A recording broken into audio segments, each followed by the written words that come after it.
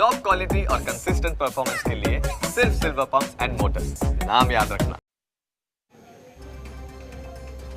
અમદાવાદ ખાતેથી જે 3 નકલી સીબીઆઈ અધિકારી ઝડપાયેલા તેમની પૂછપરછની અંદર અનેક એવા ઘટસ્ફોટ થયા છે અને મોટા ખુલાસા સામે આવ્યા છે કે જ્યાં 3 નકલી સીબીઆઈ અધિકારીમાં એક બીજેપીનો કોર્પોરેટર હોવાનો ઘટસ્ફોટ થયો છે।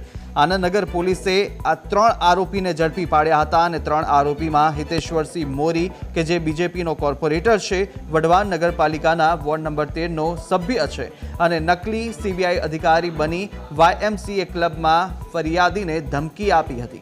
તો ધનરાજસિંહ રાઠોડ, વિરેન્દ્રસિંહ ચાવડા અને હિતેશ્વરસિંહ મોરી આ સકંજામાં અત્યારે આવી ચૂક્યા છે અને સમગ્ર કેસના માસ્ટર માઇન્ડ તરીકે YMCA ક્લબના જ મેમ્બરનો મુખ્ય રોલ ભજવ્યો છે। તો આ તરફ આરોપીએ 3 તારીખના રોજ YMCA ક્લબમાં CBI ઓફિસર બની અને ગયા હતા અને આ કેસના ફરિયાદી સુમિત ખાનવાણી સાથે મારામારી કરી અને મોબાઈલ લૂંટવાનો પણ પ્રયાસ કર્યો હતો।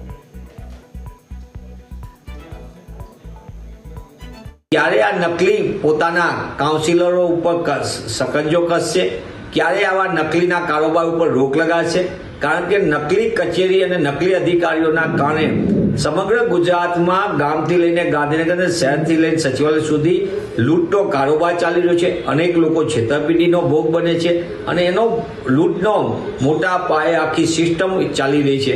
તેવા સંજોગોમાં સરકારે આવા નકલી કારોબાર કરનારા લોકો ઉપર કડકમાં કડક પગલાં ભરવા જોઈએ કે જાહેરાત કરવાની કે ચમરબંધીને છોડીશું નહીં, નિવેદન આપી દેવાનું ને પછી ચમરબંધીને ક્યારે પકડવાના નહીં। એના કારણે ગુજરાતમાં નકલીઓનો કારોબાર ઠેર ઠેર ચાલી રહ્યો છે અને એનો લૂંટ ગુજરાત અને ગુજરાતીઓ બની રહ્યા છે। ત્યારે હું આપના માધ્યમથી માંગ કરું છું કે આવા નકલીઓ બનીને પ્રજાને પ્રતિનિધિત્વ કરનાર, લોકોને હેરાન કરનારા, લૂંટનો કારોબાર કરનાર અને સંપત્તિ લૂંટનારા ઉપર સરકાર ક્યારે બુલડોઝર ચલાવશે।